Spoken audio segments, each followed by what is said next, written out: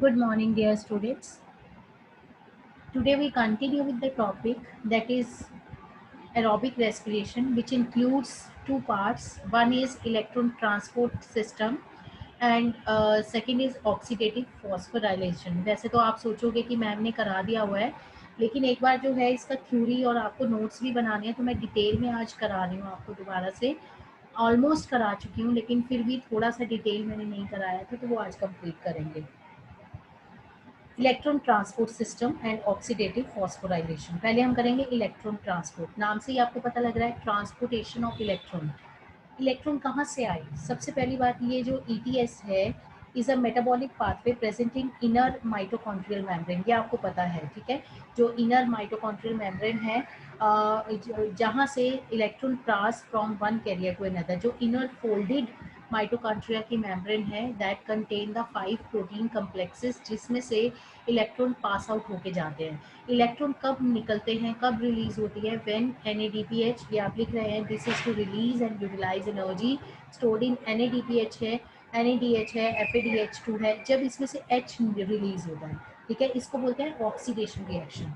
तो जब इसमें से H रिलीज होगा, ओके, तो उसके साथ साथ जो नेचुरली H जो है दैट इज अ हाइड्रोजन, और हाइड्रोजन का के पास एक ही प्रोटॉन होता है और एक ही इलेक्ट्रॉन होता है। जब इसका ऑक्सीडेशन होगा तो it release one proton and one electron. तो प्रोटॉन का भी ट्रांसफर होगा और इलेक्ट्रॉन का भी ट्रांसफर होगा। तो वो ट्रांसपोर्ट कैसे होगा? तो आप देख रहे हो दीज आर द 5, ये इनर मेम्ब्रेन है, ये ब्लू वाली जो देख रहे हो, और इनर मेम्ब्रेन में there are 5 complexes, complex protein complexes है, जहाँ से इलेक्ट्रॉन, आप कह सकते हो, they pass out the electron. तो आप देख रहे हो दिस इज अ कॉम्प्लेक्स 1 2 3 4 5, ठीक है। तो इसमें से जो है कम्प्लेक्सेस में पास होके जानी है, एंड फाइनली जो इलेक्ट्रॉन यहाँ से मूव कर रहा है वो फाइनली कहाँ पे पहुँच रहा है, ये आप देख सकते हो इलेक्ट्रॉन 4 पे, यहाँ पर, ठीक है। Electron are pass on to O2, O2 इसको कैप्चर करता है, इलेक्ट्रॉन को प्लस H को, और and form the water, ultimate water बनता है इससे।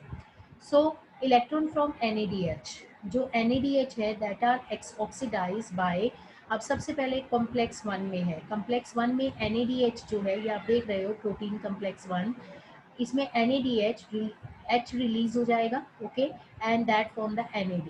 और इसमें जो एंजाइम है कम्प्लेक्स 1 में वो कौन सा है? NADH डिहाइड्रोजिनेज, ओके, जो आप देख रहे हो यहाँ पर 4 हाइड्रोजन निकल रहे हैं, क्लियर।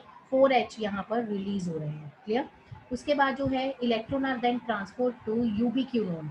यूबिक्यूनोन क्या होता है? This is a electron acceptor, जो inner membrane located within the inner membrane, ये आप देख रहे हो। यूबिक्यूनोन से इलेक्ट्रॉन पास होकर ये जो है यूबिक्यूनोन में जाता है, ठीक है। यूबिक्यूनोन जो है से बनता है यूबिक्यूनोल, OH ये एक्सेप्ट करता है। उसके बाद ubiquinone also receive reducing equivalent via FADH2। FADH2 का भी जो है यहाँ पर जो है ऑक्सीडेशन होता है, और होता ये कम्प्लेक्स 2 में है, ये कम्प्लेक्स 2 इधर आएगा, तो कम्प्लेक्स 2 में से FADH में से H निकलेगा और वो भी यूबिक्यूनोन में जाता है। मतलब यूबिक्यूनोन 2 इलेक्ट्रॉन जो है एक्सेप्ट कर रहा है, एक NADH से जो निकल रहा है और एक जो कम्प्लेक्स 2 में से FADH में से H निकल रहा है, H प्लस इलेक्ट्रॉन निकल रहा है, ठीक है। और जो है that is generated during oxidation of succinate in citric acid cycle. तो आपको पता है सक्सिनेट के टाइम पे जो है FADH2 निकला था, ठीक है, उसमें से भी H निकल कर दैट गोज इनटू योर यूबिक्यूनोन। अब द रेड्यूस यूबिक्यूनोन अब क्या करेगा?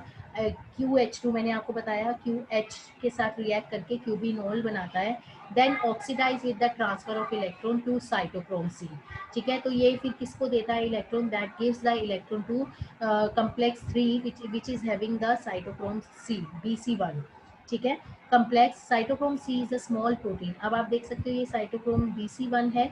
अब यहाँ पर जो है जितने भी इलेक्ट्रॉन आए क्यूबिनोल से, मतलब 2 में से भी आए थे और जो है 1 में से भी आए थे, वो सारे इलेक्ट्रॉन जो है that is accepted by the that complex cytochrome C, ठीक है, is a small protein attached to the outer surface of the inner membrane. It acts as a mobile carrier.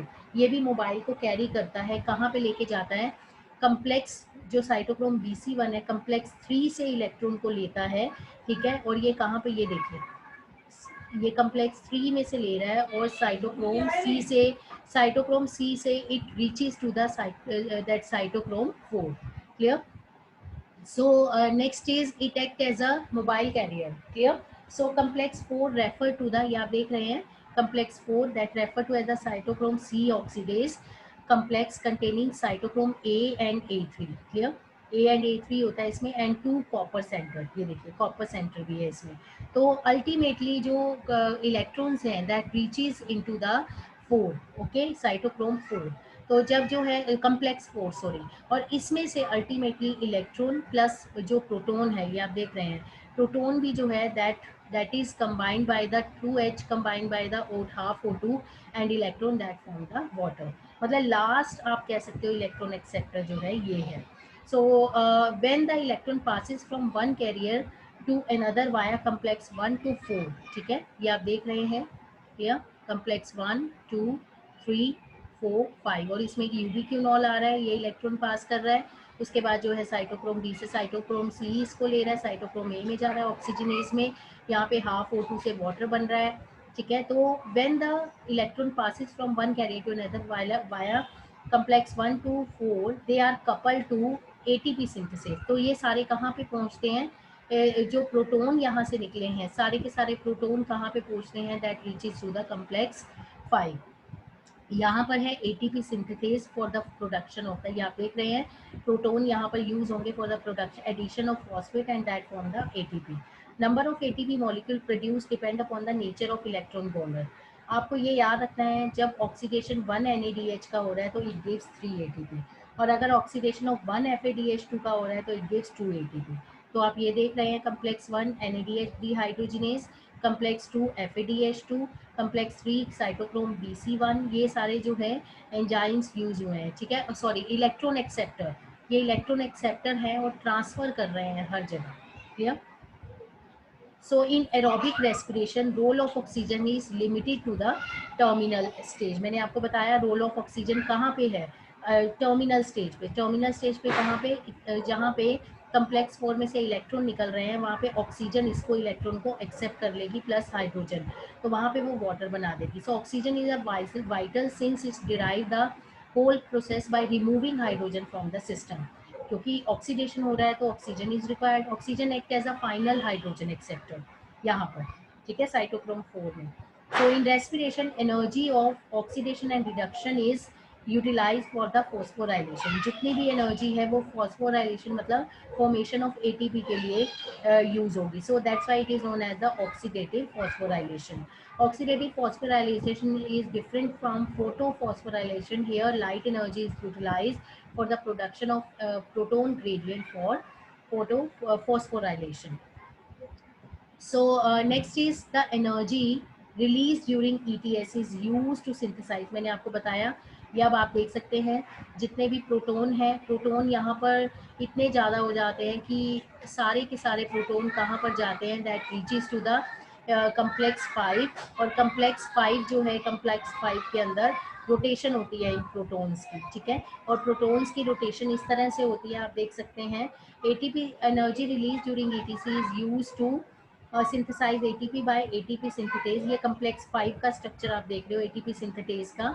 तो ATP synthetase has 2 major component. आप देख रहे हो this is F1, ये अंदर की तरफ होता है, ये इनर मेम्ब्रेन है, और ये मैट्रिक्स सॉरी ये आउटर पेरी मेम्ब्रेन में होता है. ये इनर मेम्ब्रेन पार्ट जो है उसमें होता है, तो ये इनर माइटोकॉन्ड्रियल मेम्ब्रेन जो है उसके अंदर होता है. ठीक है, ये मैट्रिक्स है, तो ये जो हेड है ये मैट्रिक्स में जो है इंसर्टेड होगा. तो सबसे पहले आएगा F1 head piece. Clear? F1 head piece क्या है, peripheral membrane protein complex F1. ठीक है, और दूसरा क्या है F0 integral membrane protein complex.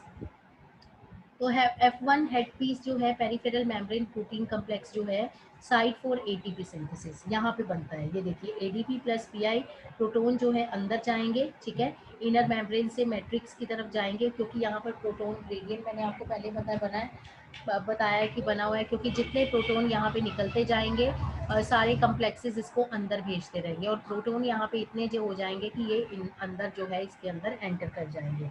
तो F0 integral membrane protein complex, it form a channel through which proton cross the inner membrane. ठीक है, प्रोटोन जो है यहाँ से इनर membrane में जाते हैं. ये देखिए, ये प्रोटोन है that enter into the inner membrane. ये प्रोटोन कहाँ से आ रहे हैं? ये कम्प्लेक्स 4 में से, कम्प्लेक्स 3 में से. तो इतने प्रोटोन हो गए, तो ये सारे के सारे एंटर इनटू द दैट, ये देखिए H+ आयन चैनल है, तो ये इसके अंदर एंटर कर जाते हैं. क्लियर?